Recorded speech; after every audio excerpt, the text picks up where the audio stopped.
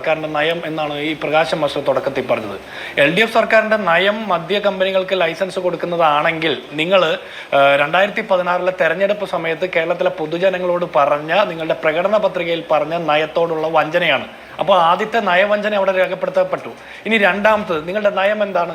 നിങ്ങളുടെ നയപ്രകാരം കേരളത്തിലെ ഡിസ്റ്റിലറി വ്യവസായത്തിൽ ഏർപ്പെട്ടിരിക്കുന്ന മറ്റേതെങ്കിലും കമ്പനിക്ക് ലൈസൻസിന് അപേക്ഷിക്കണമെങ്കിൽ എത്തരത്തിലുള്ള സാഹചര്യങ്ങളാണ് ഉണ്ടായിരിക്കേണ്ടത്, എന്തൊക്കെ കണ്ടീഷൻസ് പാലിക്കപ്പെടണം, അവരുടെ യോഗ്യത എന്താണ്, എന്തൊക്കെ മാനദണ്ഡങ്ങളാണ് പാലിക്കേണ്ടത് എന്ന് കേരളത്തിലെ പൊതുസമൂഹത്തിന്റെ മുമ്പിൽ ഒരു പബ്ലിക് ഡോക്യുമെന്റ് ആയിട്ടുണ്ടോ? നിങ്ങൾ നയമാറ്റം ഉണ്ടെന്ന് പറഞ്ഞല്ലോ. ഇനി അങ്ങനെ ഒരു നയമാറ്റം LDF സർക്കാരിന്റെ നയത്തിന്റെ ഭാഗമായിട്ട് വന്ന മാറ്റമാണെങ്കിൽ ഈ ഫയൽ കിട്ടി പിന്നെ എന്തിനാ മാസങ്ങളോളം എക്സൈസ് വകുപ്പ് മന്ത്രിയുടെ മേശപ്പുറത്ത് ആ ഫയൽ വെച്ചത്? അപ്പോൾ നിങ്ങൾ പറയുന്നു മദ്യത്തിന്റെ ഉൽപ്പാദനം പ്രാദേശികമായിട്ട് വർദ്ധിപ്പിക്കാൻ വേണ്ടിയിട്ടാണ്. എങ്കിൽ കേരളത്തിലെ മലബാർ ഡിസ്റ്റിലറി അടക്കമുള്ള കമ്പനികൾക്ക് 4 വർഷമായിട്ട് കൃത്യമായിട്ട് വെള്ളം കിട്ടാത്തതിന്റെ പേരിൽ അവർ വലിയ രീതിയിലുള്ള പ്രതിസന്ധി നേരിടുകയാണ്. കേരളത്തിൽ തദ്ദേശീയമായിട്ട് മദ്യം ഉൽപ്പാദിപ്പിക്കുന്ന കമ്പനി. അപ്പോൾ മദ്യത്തിന്റെ പ്രൊഡക്ഷൻ തദ്ദേശീയമായിട്ട് വർദ്ധിപ്പിക്കാൻ വേണ്ടിയിട്ടല്ല എന്നുള്ള കാര്യം വ്യക്തമാണ്. ഇനി അടുത്തത്, അവിടെ നിന്ന് എത്തനോൾ കൊണ്ടുവരുന്നത് മൂലം ഉണ്ടാകുന്ന നഷ്ടം നികത്താൻ എന്ന് പറയുന്നു. അപ്പോൾ അതിൽ ടാക്സ് പിടിക്കുന്നില്ല, GST ഇല്ല എന്നുള്ള കാര്യമൊക്കെ ഇന്ന് പുറത്തു വന്നു. അതിനെക്കുറിച്ച് നിങ്ങൾക്ക് മറുപടി ഇല്ല. അവിടെ നിൽക്കട്ടെ. കഴിഞ്ഞ ദിവസങ്ങളിൽ LDFന്റെ പ്രതിനിധികളും മന്ത്രി അടക്കമുള്ള ആളുകൾ പറഞ്ഞത് എന്താ? കേരളത്തിൽ ഹൈക്കോടതിയുടെ പോലും വിധിയുണ്ട്. കേരളത്തിലെ മദ്യ വിൽപ്പനയിൽ മദ്യശാലകളുടെയൊക്കെ ക്വാളിറ്റി വർദ്ധിപ്പിക്കണം, മദ്യ നിർമ്മാണത്തിന്റെ നിലവാരം മെച്ചപ്പെടുത്തണമെന്നൊക്കെ. കേരളത്തിലെ ഏതെങ്കിലും ഒരു ബിവറേജ് ഔട്ട്ലെറ്റിന്റെ മുമ്പിൽ മഴ നനയാതെ നിന്ന് മദ്യം വാങ്ങാനുള്ള ഒരു സൗകര്യമെങ്കിലും നിങ്ങൾ ഏർപ്പെടുത്തിയിട്ടുണ്ടോ?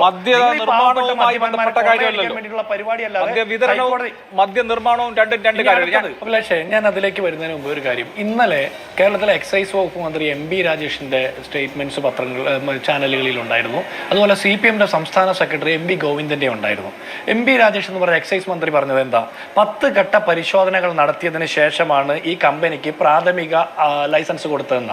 ഈ 10 ഘട്ട പരിശോധനയ്ക്കിടയിൽ എപ്പോഴെങ്കിലും ആ പ്രദേശത്തെ നാട്ടുകാരുടെ ഒപ്പീനിയൻ എടുത്തിട്ടുണ്ടോ? അവിടുത്തെ കർഷകരുടെയോ കർഷക സംഘടനകളുടെ അഭിപ്രായം ശേഖരിച്ചിട്ടുണ്ടോ? ഇനി പഞ്ചായത്തിന്റെ അഭിപ്രായം എടുത്തിട്ടുണ്ട്. ഇവർ പറഞ്ഞ പഞ്ചായത്ത് സെക്രട്ടറി എന്നാണ്. പഞ്ചായത്ത് സെക്രട്ടറി ഒരു ഗവൺമെന്റ് ഉദ്യോഗസ്ഥനാണ്. അതിനപ്പുറത്ത് ജനപ്രതിനിധികളായിട്ടുള്ള പഞ്ചായത്ത് മെമ്പർമാരുടെയോ പഞ്ചായത്ത് കമ്മിറ്റിയുടെയോ പഞ്ചായത്ത് പ്രസിഡന്റിന്റെയോ പ്രദേശത്തെ കർഷക സംഘടനകളുടെയോ കർഷകരുടെ അഭിപ്രായം ഇവർ എടുത്തിട്ടില്ല 10 ഘട്ട പരിശോധന നടത്തിയിട്ട്. പിന്നെ അദ്ദേഹം പറഞ്ഞ രണ്ടാമത്തെ പോയിന്റ് എന്താ? കിൻഫ്ര വഴി വെള്ളം എത്തിക്കുമെന്ന മദ്യ കമ്പനിക്ക്. അപ്പൊ MB ഗോവിന്ദന്റെ സ്റ്റേറ്റ്മെന്റ് എന്താണെന്ന് അറിയോ? ഒരു തുള്ളി കുടിവെള്ളം പോലും മദ്യ കമ്പനിക്ക് കൊടുക്കില്ല എന്നാണ്, അല്ലേ? അപ്പൊ ഈ കിൻഫ്ര വഴി കൊടുക്കുന്നത് എന്താ? കുടിക്കാൻ കൊള്ളാത്ത വെള്ളമാണോ?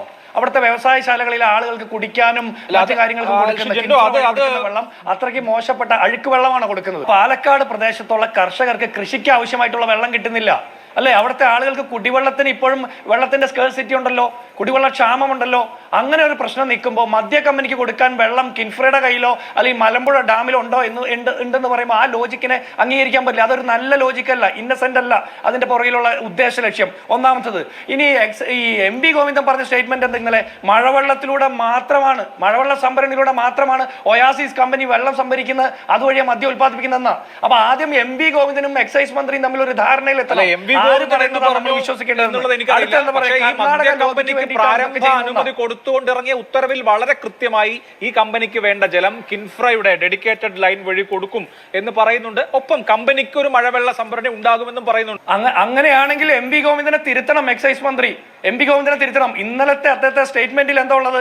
മഴവെള്ള സംഭരണിയിലൂടെയാണ് ഒയാസിസ് കമ്പനി വെള്ളം കണ്ടെത്തുന്നതെന്ന, ഒരു തുള്ളി കുടിവെള്ളം പോലും ഉപയോഗിക്കില്ലെന്ന. അപ്പൊ കുടിക്കാൻ കൊള്ളാത്ത വെള്ളം കൊണ്ടാണ് മദ്യം ഉൽപ്പാദിപ്പിക്കുന്നത് എന്നുള്ള ഒരു ലോജിക്കൽ ക്വസ്റ്റ്യൻ അവിടെ അവശേഷിക്കുന്നുണ്ട്. അതവിടെ നിൽക്കട്ടെ. ഇനി CPI, JDU അല്ലെങ്കിൽ ജനത RJD പോലുള്ള കക്ഷികൾക്ക് ബോധ്യപ്പെടാത്ത, LDFൽ ചർച്ച ചെയ്യാത്ത ഒരു നയം ഇന്നലെ MB ഗോവിന്ദന്റെ സ്റ്റേറ്റ്മെന്റിൽ മറ്റൊരു കാര്യം കൂടിയുണ്ട്. മദ്യനയത്തിൽ സർക്കാർ മാറ്റം വരുത്തിയിട്ടില്ല. അപ്പൊ പിന്നെ എന്ത് മാറ്റം വരുത്തിയെന്ന് ഈ പ്രകാശ് മാസ്റ്റർ പറയുന്നത്? ഇന്നലെ MB ഗോവിന്ദൻ എന്ന് പറയുന്ന പാർട്ടിയുടെ സംസ്ഥാന സെക്രട്ടറി പറയുന്നത് മദ്യനയത്തിൽ സർക്കാർ മാറ്റം വരുത്തിയിട്ടില്ല. ഞാൻ പറഞ്ഞതൊക്കെ തെറ്റാണെങ്കിൽ ഞാൻ അത് കറക്റ്റ് ചെയ്യാൻ തയ്യാറാണ്. കാരണം കേരളത്തിലെ ദൃശ്യമാധ്യമങ്ങളുടെ പത്രമാധ്യമങ്ങളുടെ ഇന്ന് പുറത്തു വരുന്നത് ഇന്നലെ തരത്തിലുള്ള മാറ്റം അല്ല എന്നല്ലേ പറഞ്ഞത്? അതായത് മദ്യനയം 2022 മുതൽ ഇതാണ്, 2022-23 കാലം മുതൽ ഇതാണ്, അതിലിപ്പോ മാറ്റമൊന്നും വരുത്തിയിട്ടില്ലെന്നല്ലേ MV ഗോവിന്ദൻ പറഞ്ഞത്? ഓക്കെ, അങ്ങനെയാണെങ്കിൽ ആ 2022-23 മദ്യനയത്തിലാണെങ്കിൽ എക്സ്ട്രാ ന്യൂട്രൽ ആൽക്കഹോൾ ഉൽപ്പാദിപ്പിക്കുന്ന യൂണിറ്റുകൾക്ക് അനുമതി കൊടുക്കുമെന്ന. ഇവിടുത്തെ ആദ്യത്തെ ലൈസൻസ് എന്തിനാ? ബോട്ട്ലിംഗ് പ്ലാന്റിനാണ്. രണ്ടാമത്തെ ഘട്ടത്തിൽ മാത്രമാണ് എക്സ്ട്രാ ന്യൂട്രൽ ആൽക്കഹോൾ എത്തനോൾ ഉൽപ്പാദിപ്പിക്കുന്ന യൂണിറ്റിന് അനുമതിയുള്ളൂ. മൂന്നാമത്തെ ഘട്ടം മാൾട്ട്, സ്പിരിറ്റ്, ബ്രാൻഡി, ബ്രൂവറി, പിന്നെ അങ്ങനെ ഡിസ്റ്റിലറി, അങ്ങനെ പോകുന്നു. അപ്പൊ ആദ്യത്തെ യൂണിറ്റ് എന്താ? ബോട്ട്ലിംഗ് പ്ലാന്റ് ആണ്. അപ്പൊ അതിന് ഉപയോഗിക്കുന്ന വെള്ളം എവിടെന്നാ? അപ്പൊ അതിന്റെ അസംസ്കൃത വസ്തു വെള്ളമാണ്. ആ വെള്ളം എവിടെ നിന്ന് ഉത്പാദിപ്പിക്കും എന്ന് ചോദിക്കുമ്പോഴാണ് ഇവർ പറയുന്നത് മഴവെള്ള സംഭരണി എന്ന്. ഒന്നുകിൽ പറയണം കിൻഫ്ര വഴി വെള്ളം എടുക്കുന്നു, ഡാമിൽ നിന്ന് കൊണ്ടുപോകുന്നു, അല്ലെങ്കിൽ മഴവെള്ള സംഭരണി എന്ന് പറയണം. ഇപ്പൊ എം പി രാജേഷ് പറഞ്ഞ ലോജിക്ക് അനുസരിച്ചാണെങ്കിൽ, അഭിലാഷ് എന്നോട് ചോദിച്ച ചോദ്യം അനുസരിച്ചാണെങ്കിൽ കിൻഫ്ര വഴി വ്യവസായശാലകൾക്ക് കൊടുക്കുമെന്ന് പറഞ്ഞതിന്റെ 1% പോലും വെള്ളം വേണ്ടത്രേ ഒയാസിസ് കമ്പനിക്ക്. എന്നാ പിന്നെ എന്തിനു ഒരു മഴവെള്ള സംഭരണി ഉണ്ടാക്കുന്നത്? അപ്പൊ പിന്നെ മഴവെള്ള സംഭരണി ഇതിനെ നമ്മളെ നാട്ടുകാരെ പറ്റിക്കാനാണോ? അപ്പൊ ഇവിടുത്തെ പ്രശ്നം എന്താണെന്നറിയോ? ഈ കവിതയുമായിട്ട് ഇതിനെ കണക്ട് ചെയ്യുന്നത് ഈ കമ്പനി വളരെ മികച്ച കമ്പനിയാണെന്നാണ് ഇവർ പറയുന്നത്, അല്ലേ? അപ്പൊ ഈ കമ്പനിക്ക് മന്ത്രിസഭയുടെ നോട്ടിൽ, മന്ത്രിസഭ യോഗം ചേർന്ന് ക്യാബിനറ്റ് നോട്ടിൽ അംഗീകാരം കൊടുക്കുന്നു എന്നൊക്കെ പറയുന്നതിന് മുമ്പ് കേന്ദ്ര സർക്കാരിന്റെ മുമ്പിൽ എക്സ്പ്രഷൻ ഓഫ് ഇൻട്രസ്റ്റിന് വേണ്ടിയിട്ട് ഹാജരാക്കുന്ന സമയത്ത് അവർ കൊടുക്കുന്ന അപേക്ഷ പ്രകാരം എന്താ പറയുന്നത്? ഈ പറഞ്ഞ എലപ്പുള്ളി പഞ്ചായത്തിൽ ഇവർ എഥനോൾ ഉൽപ്പാദിപ്പിക്കാനുള്ള പ്ലാന്റ് തുടങ്ങാൻ പോകുന്നു എന്നല്ലേ പറയുന്നത്? അപ്പൊ എലപ്പുള്ളി പഞ്ചായത്തിൽ മാത്രമാണ് ഇതിന് അനുമതി കേന്ദ്ര സർക്കാർ കൊടുക്കുന്നതും. അങ്ങനെയാണെങ്കിൽ ഇവർക്ക് എങ്ങനെയാണ് സംസ്ഥാന സർക്കാർ അനുമതി കൊടുക്കുന്നതിന് മുമ്പ് കേന്ദ്ര സർക്കാരിന്റെ മുമ്പിൽ അങ്ങനെ ഒരു അനുമതി പത്രത്തിന് വേണ്ടിയിട്ട് ചോദിക്കാനായിട്ട് എങ്ങനെ ഇവർക്ക് ഉറപ്പ് കിട്ടിയത്? ആ ഉറപ്പ് എവിടെ നിന്ന് വന്നു എന്ന് ചോദിക്കുമ്പോഴാണ് ഈ കമ്പനി വളരെ മികച്ച കമ്പനിയാണെന്ന് എക്സൈസ് മന്ത്രി PR ഏജന്റിനെ പോലെ പ്രഭാഷണം നടത്തുന്നത്, മന്ത്രിസഭയുടെ നോട്ട് വിശദമായിട്ട് പുറത്തിറങ്ങുന്നത്, ഗവൺമെന്റ് ഓർഡർ അതുപോലെ ഇറങ്ങുന്നത്. അവിടെ നമ്മൾ പരിശോധിക്കേണ്ടത് 5-6 സംസ്ഥാനങ്ങളിൽ ഈ കമ്പനിയുടെ മഹനീയ മാതൃകയെ കുറിച്ചിട്ട് സംസ്ഥാന സർക്കാരും CPM എന്ന പാർട്ടിയും വാഴ്ത്തി പാടുമ്പോ ഡൽഹി മദ്യനയ കേസിൽ ഇതിന്റെ മുതലാളി ജയിലിൽ കിടന്ന് പറയുന്നില്ല. അല്ല അഭിലാഷേ, കർണാടകയിലെ ഈ പറഞ്ഞ ഡിസ്റ്റിലറികളിൽ നിന്നൊന്നും നിങ്ങൾ എത്തനോൾ എടുക്കേണ്ട, പ്രശ്നം തീർന്നില്ലേ? കോൺഗ്രസിന് ഫണ്ടിങ്ങിന് വേണ്ടിയിട്ടാണെങ്കിൽ അങ്ങനെ ഉമ്മൻചാണ്ടി സർക്കാരിന്റെ കാലത്ത് കേരളത്തിലെ ബാറുകളൊക്കെ അടച്ചുപൂട്ടിയപ്പോൾ കർണാടകയിൽ ഇത്തരത്തിൽ എത്തനോൾ ഉൽപ്പാദിപ്പിക്കുന്ന കമ്പനികളുമായിട്ട് തർക്കത്തിൽ ഏർപ്പെട്ടത് കൊണ്ടാണോ അങ്ങനെ അടച്ചുപൂട്ടിയത്? അല്ലല്ലോ. ഞങ്ങൾക്ക് അതിലൊരു രാഷ്ട്രീയ ലാഭം ഉണ്ടെങ്കിൽ ഞങ്ങൾ അങ്ങനെ ഒരു നിലപാട് എടുക്കില്ല. നിങ്ങൾ കർണാടകയിൽ നിന്ന് മദ്യത്തിന്റെ അസംസ്കൃത വസ്തുക്കൾ എടുക്കേണ്ട, പ്രശ്നം അവിടെ തീർന്നില്ലേ?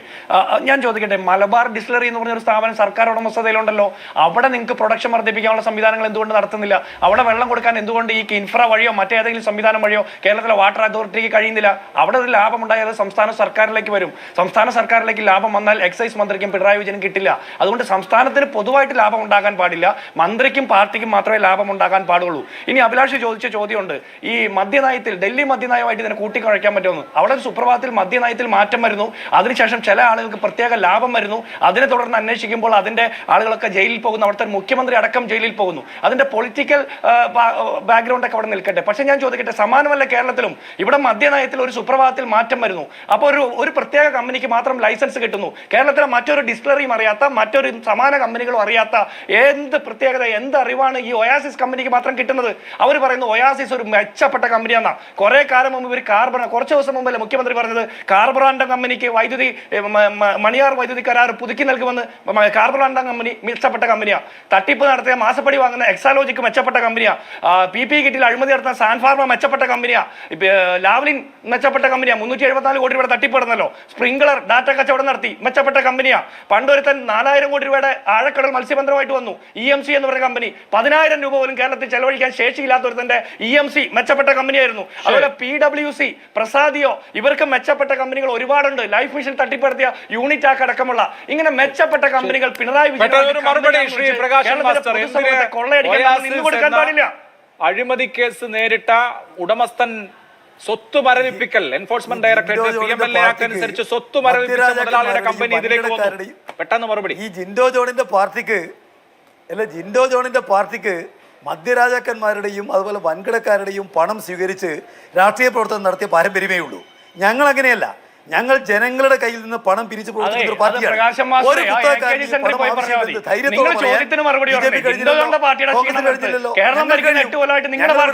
നിങ്ങൾ ചോദ്യത്തിന് മറുപടി പറയും.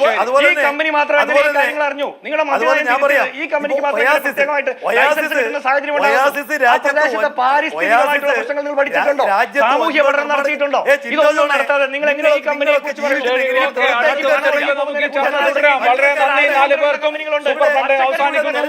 നമസ്കാരം. ഈ